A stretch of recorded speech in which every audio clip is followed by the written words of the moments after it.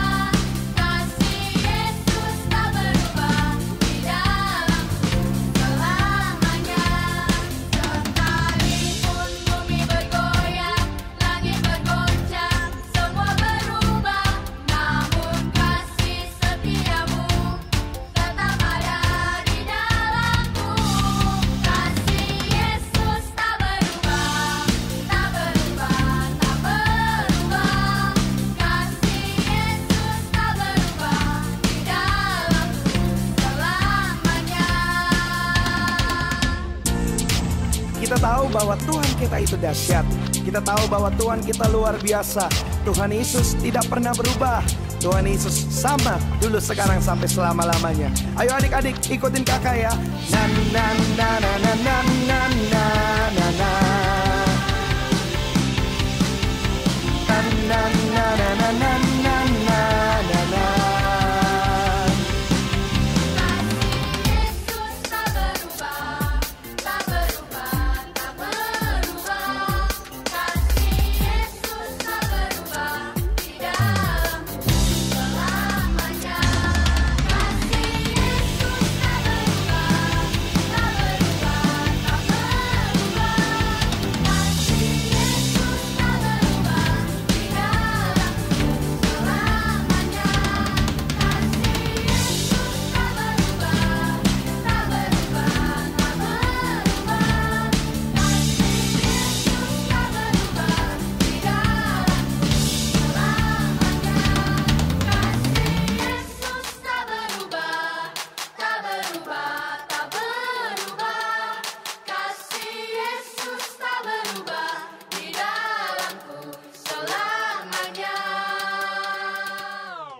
Yang salah aku, yang dosa aku, tapi yang harus menanggung Tuhan Yesus.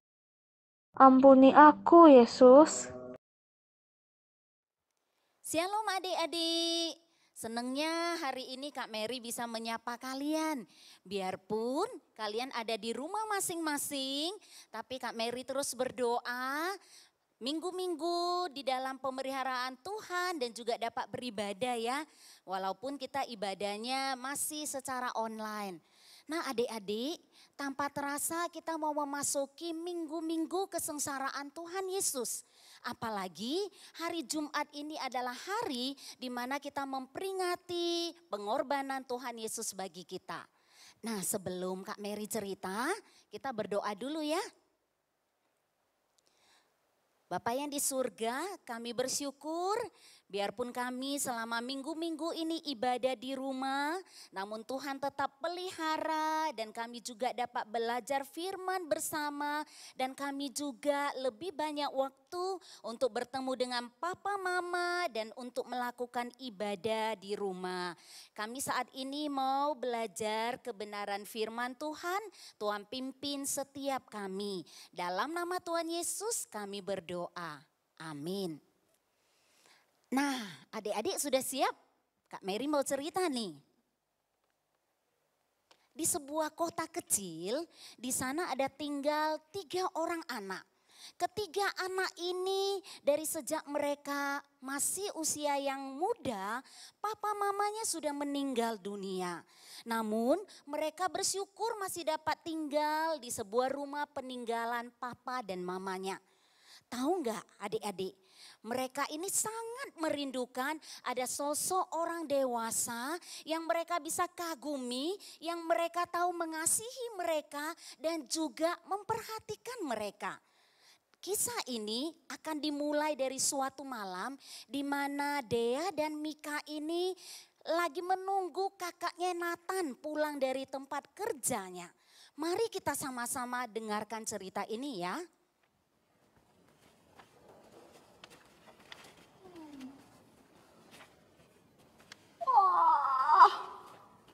Udah malam nih.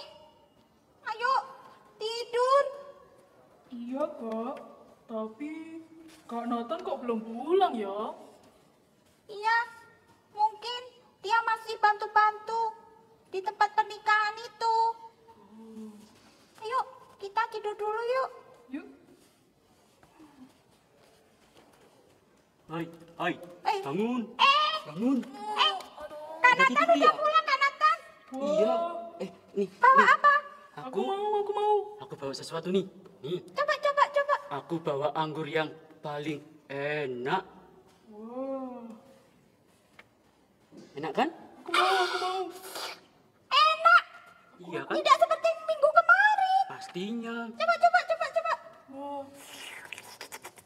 Gimana rasanya? Dapat dari Enak kan? mana ini? Enak, Kak. Aku tadi dapat dari pesta pernikahan. Kalian tahu nggak? Tadi tuh anggur untuk pesta habis. Iya. Masuk. Tapi tiba-tiba ada orang yang bernama Yesus. Dia menyuruh para pelayan untuk mengisi tempayan dengan air biasa. Iya. Nah, kemudian dia menyerahkannya kepada pelayan pesta. Tiba-tiba air yang berisi air tadi berubah menjadi anggur yang terbaik. Hebat ya orang itu. Iya, aku tadi diperbolehkan ambil sedikit. Tuh, makanya aku tadi bawa pulang buat kalian. Wah, keren ya. Siapa tadi namanya? Namanya Yesus. Sebentar ya. Aku kepingin mencari tahu orang itu lagi. Kurang keras suaranya. Ya, aku kepingin menjadi sahabatnya. Iya, Kak. Aku juga pingin kenalan sama dia. Iya, nih sudah malam. Lebih baik kita tidur dulu yuk. Ya, ayo kita tidur dulu yuk.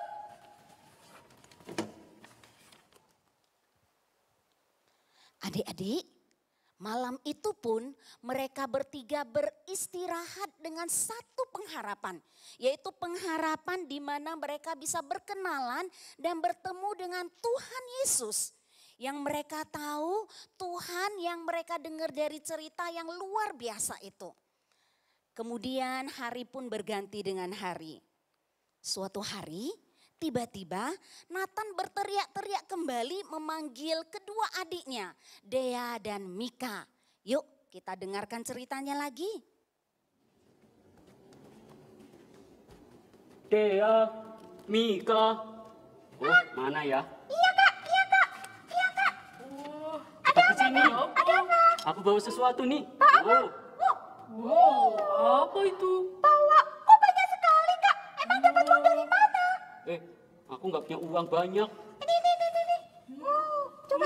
Enak kan? Iya, Enak banget loh. Makasih, Kak. Aku tadi, iya, aku tadi baru dapat waktu Yesus mengajar orang banyak. Saat itu, iya, saat itu semua orang kelaparan dan gak ada yang bawa makanan. Tapi tadi ada seorang anak kecil membawa 5 roti dan 2 ikan dan menyerahkannya pada Yesus. Saat Yesus berdoa dan memberkatinya, tiba-tiba roti dan ikan itu waktu dibagikan nggak habis-habis. Iya, hebat kan? Iya, jumlah orang yang makan tadi ada 5.000 orang. Hebat kan?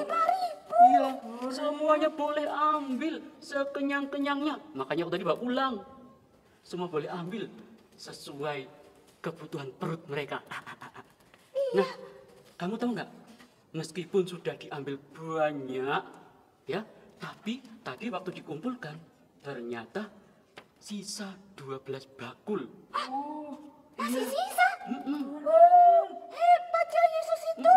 Hebat. Ayo kita cari dia yuk. Aku pingin kenal sama dia. Iya. Aku mau jadi sahabatnya. Tapi sabar dulu ya, sabar. Aku cari tahu dia dulu ya.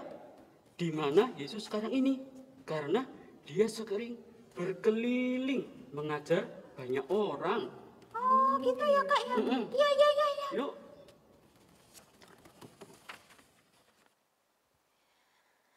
Nathan, Dea, dan Mika sungguh sangat merindukan Tuhan Yesus mau menjadi sahabat mereka secara pribadi.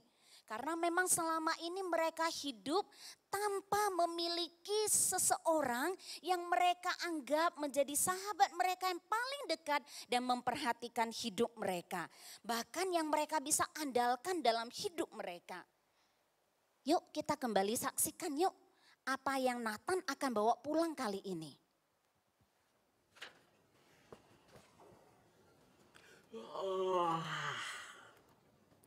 Ngantuk.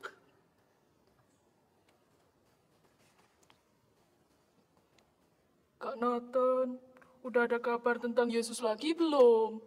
Kak Nathan, siapa sih dia? Kok bisa punya kemampuan luar biasa seperti itu? Iya. Ceritain dong Kak. Iya Kak.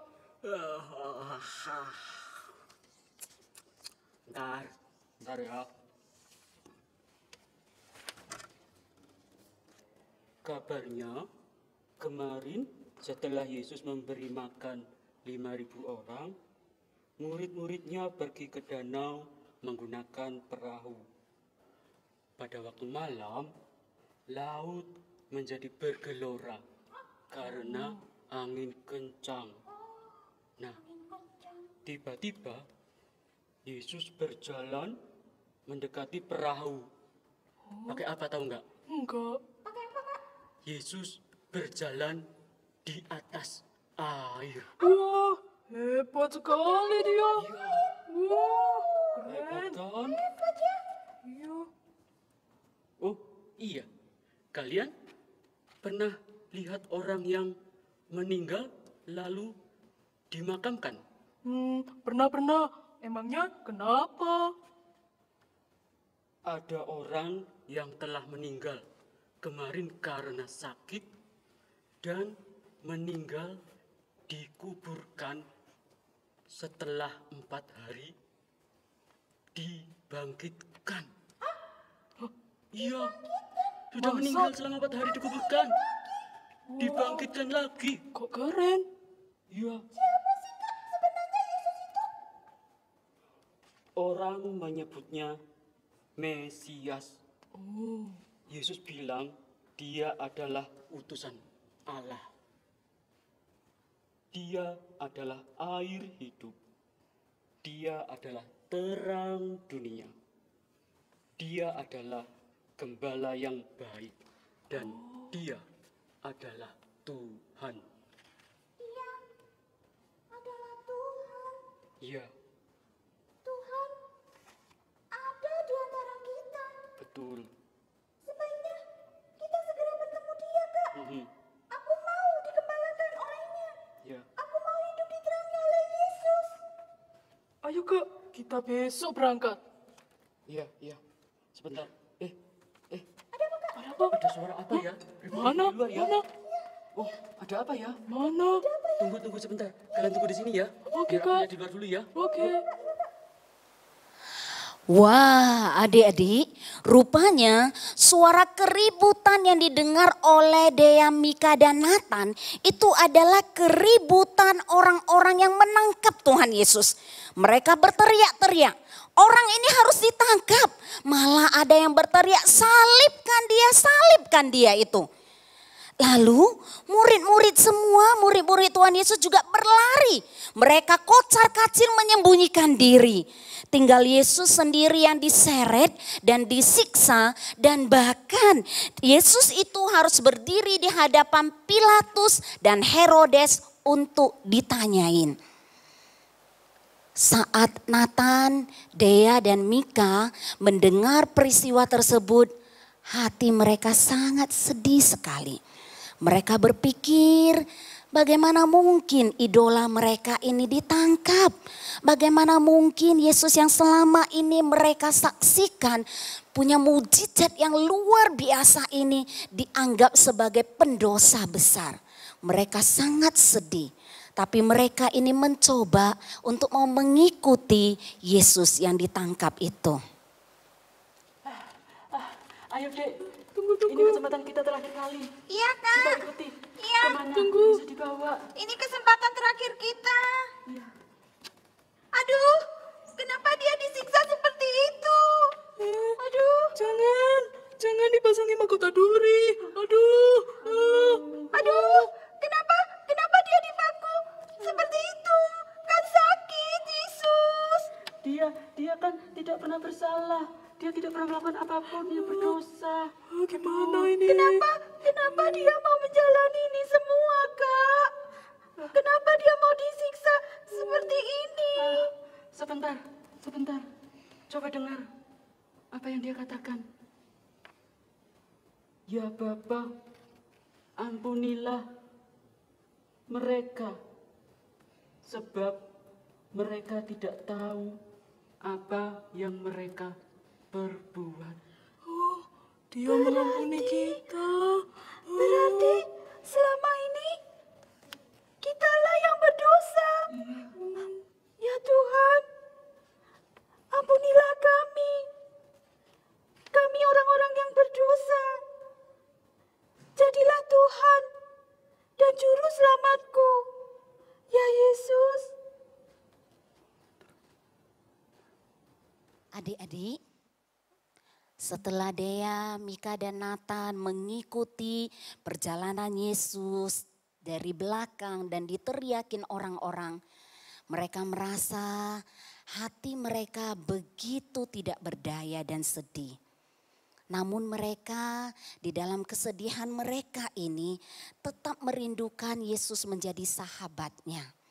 Apalagi ketika mereka mendengar Yesus di atas kayu salib berseru, "Ya Bapa, ampunilah mereka, sebab mereka tidak tahu apa yang mereka perbuat." Dea, Mika, dan Nathan menyadari mereka manusia berdosa, tapi Yesus mau mati di kayu salib buat mereka. Bagaimana dengan adik-adik? Bersediakah adik-adik juga menerima Tuhan Yesus sebagai sahabat dan menerima dia bukan hanya sebagai sahabat biasa, tapi juga Mesias, juru selamat yang memberikan pengampunan dan penebusan bagi hidup kita. Kak Mary akan membacakan ayat yang ada di dalam Yesaya 53 ayat 4 sampai 6. Dengarkan baik-baik bagian firman ini ya. Yesaya berkata, "Tetapi sesungguhnya penyakit kitalah yang ditanggungnya dan kesengsaraan kita yang dipikulnya. Padahal kita mengira Tuhan itu kena tulah, dipukul dan ditindas Allah. Tetapi dia tertikam oleh karena pemberontakan kita, dia diremehkan oleh karena kejahatan kita, ganjaran yang mendatangkan keselamatan bagi kita ditimpakan kepadanya.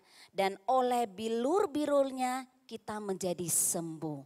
Adik-adik, apa yang Yesus lakukan di atas kayu salib Pengorbanannya hanya memiliki satu tujuan yang luar biasa. Supaya kita memperoleh kesembuhan.